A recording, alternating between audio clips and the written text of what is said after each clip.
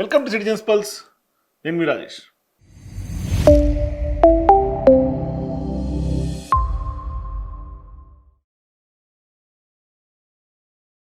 తెలంగాణ రాజకీయాల్లో మున్సిపల్ ఎన్నికల ఫలితాల తర్వాత డిఫరెంట్ విశ్లేషణలు వినిపిస్తూ ఉన్నాయి.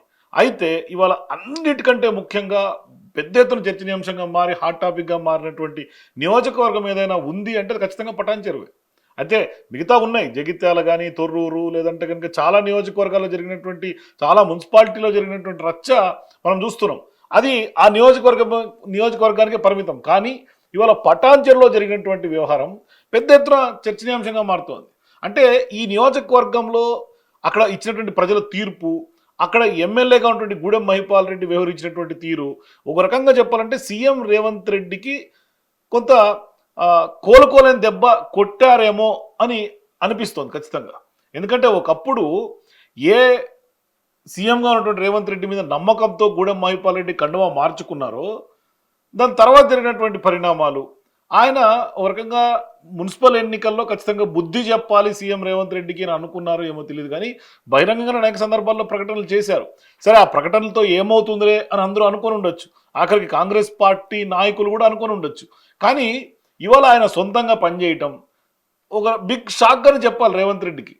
అంటే ఆయన నాయకత్వం మీద నమ్మకం లేదు, అంటే ఆయన మాట నిలబెట్టుకోలేదు, ఇటువంటి అన్నీ కూడా మనం అనుకోవచ్చు. ఆ యొక్క దెబ్బ చూసిన తర్వాత, ఆయన గెలిపించిన తర్వాత కూడా నేను ఏ పార్టీలో ఉన్నారు అని అడిగితే, ఎందుకంటే ఆయన అంటే బీఆర్ఎస్ పార్టీ బీఫామ్ మీద గెలిచినటువంటి గూడెం మహిపాల్ రెడ్డి రేవంత్ రెడ్డి సమక్షంలో కాంగ్రెస్ పార్టీ కండువా కప్పుకున్నారు. 10 మంది ఫిరాయింపు ఎమ్మెల్యేలు ఈయన కూడా ఒకరు. కానీ సీన్ కట్ చేస్తే ఆయన కాంగ్రెస్ పార్టీ కోసం పనిచేయకుండా బీఆర్ఎస్ పార్టీ కోసం ఇవాళ పనిచేయటం, బహిరంగంగా ప్రచారం చేయటం, అట్లాగే అక్కడ ఉన్నటువంటి కార్పొరేషన్లన్నింటినీ కూడా బీఆర్ఎస్ ఖాతాలకు వేయటం కూడా చాలా కీ రోల్ ప్లే చేశాడు గూడెం మహిపాల్ రెడ్డి. అయితే ఈయన ఎందుకు ఇంత తారాస్థాయిలో రేవంత్ రెడ్డి పైన రివెంజ్ తీర్చుకున్నారు మున్సిపల్ ఎన్నికల్లో?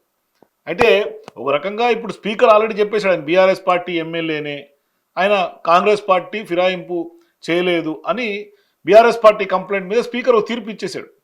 అయితే ఈ నేపథ్యంలో ఇప్పుడు ఆయన ఒక రకంగా గూడెం మహిపాల్ రెడ్డి సేఫ్ గేమ్ ఆడారేమో అనిపిస్తుంది. ఎందుకంటే బయట ఉన్నటువంటి రాష్ట్ర రాజకీయాల్లో పరిస్థితులు చూస్తుంటే ఖచ్చితంగా రేవంత్ రెడ్డికి వ్యతిరేక పవనాలు వీస్తూ ఉన్నాయి. ప్రజల్లో వ్యతిరేక గాలి ఉంది. అది అర్బన్ ఓట్ బ్యాంక్ అయినా, రూరల్లో అయినా, ఎటు చూసినా రేవంత్ రెడ్డి ఇచ్చినటువంటి హామీలు నిలుపుకోలేక కొంత ప్రజల్లో తిరుగుబాటు స్టార్ట్ అయిపోయింది ఆల్రెడీ.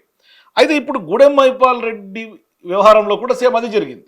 ఎందుకంటే ఆయన ఒకానొక సందర్భాల్లో వ్యాఖ్య చేశారు, నేను కాంగ్రెస్ పార్టీలోకి వచ్చిన తర్వాత ఎంటిక మందమైనా లాభపడలేదు, నియోజకవర్గం అభివృద్ధి గురించి చాలా పెద్ద ఎత్తున ఎక్స్పెక్ట్ చేశాను, అది కూడా ఏమి జరగలేదు, కాబట్టి మీరందరూ బీఆర్ఎస్ పార్టీని గెలిపించాలి రానున్నటువంటి మున్సిపల్ ఎన్నికల్లో అని అంతర్గతంగా నాయకుల సమావేశంలో ఆయన మాట్లాడారు. మరి ఆ మాటల తర్వాత సరే ఆ రోజు వరకే ఉంటుందేమో అనుకున్నాం. తర్వాత కాంగ్రెస్ పార్టీని ఒకసారి బహిరంగంగా ఒక బూతు మాట అంటూ కూడా ఆయన సంబోధించాడు, అది కూడా కొంతమంది లీడర్ల చెంత. అయితే ఇదంతా చూసిన తర్వాత ఇప్పుడు అదంతా మామూలేమోలే, ఇదంతా కామన్గా అంటుంటారులే, అంత గ్రౌండ్ రియాలిటీ దీన్ని వస్తారా, మరి అంత సత్తా ఉంటుందా అని చాలామంది తక్కువ అంచనా వేసి ఉండొచ్చు కాంగ్రెస్ పార్టీ నాయకులు కూడా గూడెం మహిపాల్ రెడ్డిని.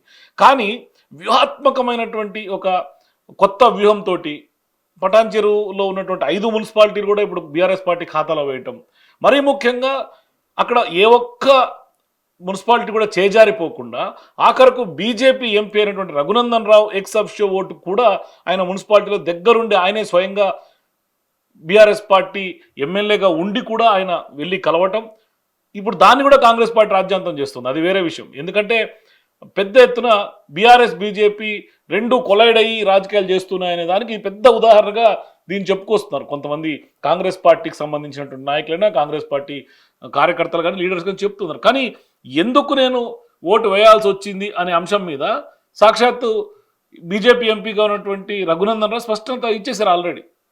ఆయన ఏమంటారు కూడా ఒకసారి వినండి. ఇస్నాపూర్ మున్సిపాలిటీ లోపల నా మీద మెదక్ పార్లమెంట్ సభ్యునిగా కాంగ్రెస్ పార్టీ నుంచి పోటీ చేసినటువంటి నీలం మధు గారి శ్రీమతి, అక్కడ నీలం కవిత గారు కౌన్సిలర్గా గెలిచి అక్కడ మున్సిపల్ చైర్మన్ కావడానికని ఒక ప్రయత్నం జరుగుతూ ఉంది. ఆ సందర్భం లోపల పటాన్ చెరువు ఎమ్మెల్యే గారు వచ్చి నన్ను ప్రత్యేకంగా విజ్ఞప్తి చేసి, అన్న మీ ఒక్క ఓటుతోటి పటాన్ చెరువు లోపల ఇస్నాపూర్ మున్సిపాలిటీ మా వైపు వస్తుంది అని చెప్పి పర్సనల్గా విజ్ఞప్తి చేసినప్పుడు ఆయన కాంగ్రెసా టీఆర్ఎస్ఆ ఆయన ఏ పార్టీలో ఉన్నాడో ఆయనకే తెలియని ఎమ్మెల్యే కాబట్టి సరే ఎమ్మెల్యే గారి విజ్ఞప్తి మేరకు పోయి ఓటు వేయడం జరిగింది. సో చూశారు కదా రఘునందన్ రావు ఏం మాట్లాడుతున్నాడు. సో ఇట్లా ఆయన ఎందుకు సపోర్ట్ చేయాల్సి వచ్చింది అని ఆయన స్పష్టంగా ఆయన మాటలో చెప్పారు. అయితే ఇక్కడ ప్రధానంగా ఎవరైతే ఆనాడు ఇదే రఘునందన్ రావు మీద పోటీ చేశారో అప్పుడు పార్లమెంట్ ఎన్నికల్లో గూడెం మహిపాల్ రెడ్డికి పూర్తిగా బద్ధశత్రు అయినటువంటి నీలం మధు ఆయనకు సంబంధించినటువంటి భార్యని అక్కడ ఆ యొక్క ఇస్నాపూర్కు సంబంధించినటువంటి మున్సిపాలిటీలో చైర్మన్ పదవి కోసం యాస్పిరెంట్గా ఉన్నారు. అందుకనే ఇప్పుడు తన బద్ధశత్రువు కాబట్టే ఆయన స్థానిక ఈక్వేషన్స్లో భాగంగా ఎమ్మెల్యే స్వయంగా వచ్చి రిక్వెస్ట్ చేశారు కాబట్టి నేను ఓటేసానని చెప్పారు.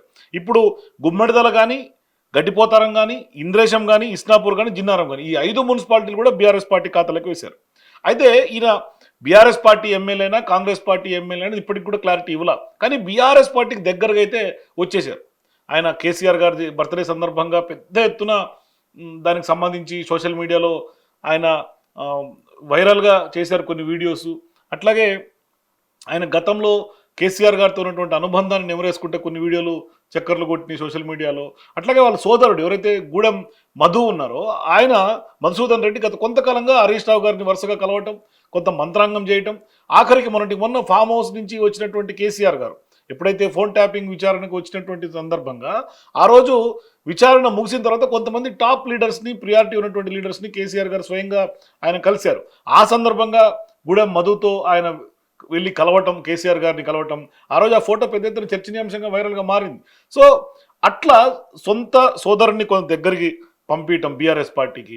అయితే ఇప్పుడు బీఆర్ఎస్ పార్టీ గూడెం మహిపాల్ రెడ్డి గారిని యాక్సెప్ట్ చేసిందా లేదా, కొంత కండువా వేశారా లేదా అనేది పక్కన పెడితే ఆయన ఇప్పటికి కూడా బీఆర్ఎస్ ఎమ్మెల్యే స్పీకర్ తేల్చినటువంటి నేపథ్యంలో ఆ దిశగానే ఆయన పనిచేసుకుంటూ ముందుకెళ్తున్నాడు. ఆఖరికి ఏదైతే 5 మున్సిపాలిటీలు బీఆర్ఎస్ పార్టీలో ఖాతాలో పడిన తర్వాత ఇదంతా కూడా కేసీఆర్ గారికి నా బర్త్డే గిఫ్ట్ అంటూ కూడా ఆయన స్వయంగా అది కూడా దేవుడి కండువా అయినప్పటికీ కూడా గులాబీ రంగులో ఉన్నటువంటి కండువాతోటే ఆయన మీడియా ముఖంగా మాట్లాడినటువంటి నేపథ్యం. 5 మున్సిపాలిటీ గిట కేసీఆర్కు బర్త్డే గిఫ్ట్గా ఈరోజు ఆయన పోస్ట్పోన్ కావడానికి ఇలా ఇంద్రేశ్వరం మున్సిపల్ ఎన్నికైంది. ఆయన బర్త్డే సందర్భంగా ఆయనకు బర్త్డే గిఫ్ట్ పూర్తి స్థాయిలో నమ్మకంగా అప్పచెప్పడం జరిగింది. చూసారు కదా గూడెం ఏమంటున్నాడు. సో ఖచ్చితంగా ఇట్లా కాంగ్రెస్ హవాలో కూడా బీఆర్ఎస్ పార్టీ వేవ్ను నిలబెట్టినటువంటి ఎమ్మెల్యే ఎవరైనా ఉన్నారు అంటే గూడెం మహిపాల్ రెడ్డి స్పష్టంగా చెప్పుకోవచ్చు. సో అయితే ఆయన ఇప్పుడు కాంగ్రెస్ పార్టీ ఎమ్మెల్యేనా లేదంటే బీఆర్ఎస్ పార్టీ ఎమ్మెల్యేనా అనేది అది ఒక రకమైన అదొక డిఫరెంట్ చర్చ. ఎందుకంటే అది రెండింటికి చెడిన రేవిడ్ లాగా తయారైంది. ఎందుకంటే బీఆర్ఎస్ పార్టీ పూర్తి స్థాయిలో ఇక్కడ యాక్సెప్ట్ చేసే పరిస్థితి లేదు. ఎందుకంటే బీఆర్ఎస్ పార్టీ గతం నుంచి కూడా చెప్తోంది సుప్రీంకోర్టు తీర్పు వచ్చేదాకా కూడా ఫిరాయింపు ఎమ్మెల్యేల మీద నిర్ణయం తీసుకోము అని చెప్పేసి అని. కానీ ఆ పార్టీకి అయితే మాత్రం కొంత ఇండైరెక్ట్గా దగ్గర అవుతున్నట్టు కనిపిస్తోంది. మరి ఆయన రాకకు డైరెక్ట్గా బ్రేకులు ఉన్నప్పటికీ కూడా ఎటు దారి తీసే అవకాశాలు ఉంటాయి పరిస్థితి. ఎందుకంటే ఇప్పుడు మున్సిపాలిటీలన్నీ గెలిపించిన తర్వాత ఇంత బీఆర్ఎస్ పార్టీ ఒక రకమైనటువంటి పరిస్థితులు ఎదుర్కొంటున్నటువంటి నేపథ్యంలో అధికారం కొంత పెద్ద ఎత్తున బీఆర్ఎస్ పార్టీ మీద ఉపయోగించి పోలీస్ ఫోర్స్ కానీ లేదంటే కనుక అధికార యంత్రాంగాన్ని ఉపయోగించి కాంగ్రెస్ పార్టీ ఇన్ని స్థానాలు గెలిచి పెద్ద ఎత్తున ఒక రకమైనటువంటి ఒక ఫోర్స్ఫుల్గా మున్సిపాలిటీలు లాగేసుకుంటున్నటువంటి నేపథ్యంలో కొంత సొంతంగా పట్టు నిలుపుకోగలిగారు గూడెం మహిపాల్ రెడ్డిని స్పష్టంగా చెప్పొచ్చు. మరి ఖచ్చితంగా గులాబీ బాస్ కేసీఆర్ తన నిర్ణయం ఏమైనా మార్చుకొని పార్టీలకు తిరిగి చేర్చుకుంటారా ఈ వ్యవహారం అంతా జరిగిన తర్వాత అనేది కూడా ఒక రకమైనటువంటి చర్చ పొలిటికల్ సర్కిల్స్లో వినిపిస్తోంది. అయితే ఇక్కడ మనం గమనించాల్సినటువంటి పాయింట్ ఏంటంటే ప్రధానంగా గూడెం మహిపాల్ రెడ్డి కాంగ్రెస్ పార్టీ కండువా కప్పుకున్నా ఏ రోజు కూడా బీఆర్ఎస్ పార్టీ మీద ఆయన విమర్శించలే, బీఆర్ఎస్ పార్టీని తిట్టలే. ఆఖరికి కేసీఆర్ గారి ఫోటో ఆయన ఆఫీస్ రూమ్లో నుంచి కూడా తీయటానికి కూడా ఆయన ఒప్పుకోవాలి. దాని మీద పెద్ద ఎత్తున కాంగ్రెస్ పార్టీ నాయకులు పటాన్చెరులో రోడ్డు మీదకి ఎక్కి కేసీఆర్ గారి ఫోటో ఎట్లా మీరు పెట్టుకుంటారు అని ఆయన స్పష్టంగా నేను కేసీఆర్ గారి ఫోటోనే పెట్టుకుంటే నాకు వేరే ఫోటోలతో పని లేదంటూ కూడా గూడెం మహిపాల్ రెడ్డి ఆ రోజు చెప్పాడు, బహిరంగంగా చెప్పాడు. అయితే ఇక్కడ ప్రధానంగా గూడెం కాంగ్రెస్లో ఇమడలేదేమో అని అనుకోవచ్చు. అందుకని ఆయన కొంత యూటర్న్ తీసుకొని మళ్ళీ సొంత గూటి వైపు అడుగులు వేశారా అని కూడా అనిపించక మానదు. ఎందుకంటే అక్కడ ఉన్నటువంటి నీలం మధు వర్గీయులైనా లేదంటే కాటా శ్రీనివాస్ రెడ్డికి సంబంధించినటువంటి వర్గీయులైనా గూడెం మహిపాల్ రెడ్డి రాకను పూర్తి స్థాయిలో వ్యతిరేకిస్తున్నారు. పెద్ద ఎత్తున పూర్తి స్థాయిలో ఎక్కడ ఆ ఎమ్మెల్యే వీళ్ళని కలుపుకోపోయినటువంటి పరిస్థితి, వీళ్ళు కూడా ఎమ్మెల్యేతో సింక్ కానటువంటి పరిస్థితి. ఏ అధికారిక ప్రోగ్రామ్స్కైనా కూడా కాంగ్రెస్ పార్టీ నాయకులుగా వీళ్ళెవరు కలిసి పనిచేయట్లా నియోజకవర్గంలో. అయితే అటువంటి సిచ్యువేషన్స్ క్రిటికల్గా ఉన్నాయి కాబట్టి గూడెం మైపాల్ రెడ్డి కూడా ఇక కాంగ్రెస్ పార్టీతో తెగదెంపులు చేసుకోవడం బెటర్ అంచనాకు వచ్చినట్టున్నాడు. అందుకనే మున్సిపాలిటీల్లో 5-5 బీఆర్ఎస్ పార్టీ ఖాతాలకు వేసుకోవటం బీఆర్ఎస్ పార్టీకి దగ్గరే ఒక కార్యాచరణలో భాగంగానే చేసుకున్నాడేమో అని అనిపిస్తోంది. మరోవైపు కొంత గూడెం మధు ఎవరైతే సోదరుడు ఉన్నాడో ఆయన కూడా ముందు నుంచే కొంత హరీష్ రావు గారి టచ్లోకి తీసుకెళ్ళటం, తర్వాత మంత్రాంగం నడిపించడం, ఇదంతా జరిగిన తర్వాత ఒక వ్యూహాత్మకమైనటువంటి వ్యూహంతో గులాబీకి గూడెం మైపాల్ రెడ్డి దగ్గర అవుతున్నారా అని అనిపిస్తోంది. మొత్తం మీద రేవంత్ రెడ్డికి అయితే మాత్రం కోలుకోలేని దెబ్బ గూడెం మైపాల్ రెడ్డి ఖచ్చితంగా బుల్లెట్ మాత్రం దింపడం స్పష్టంగా చెప్పొచ్చు. సో ఈ వీడియో చూసిన తర్వాత మీకేమనిపిస్తుంది? మరి నిజంగానే గూడెం చెప్పినట్టుగా బుల్లెట్ దిగిందా లేదా? ఎక్కడున్నాము ఎప్పుడు వచ్చామని కాదు, బుల్లెట్ దిగిందా లేదా? మీ అభిప్రాయాలు నాకు కామెంట్స్లో చెప్పండి. For more videos please watch citizens pulse.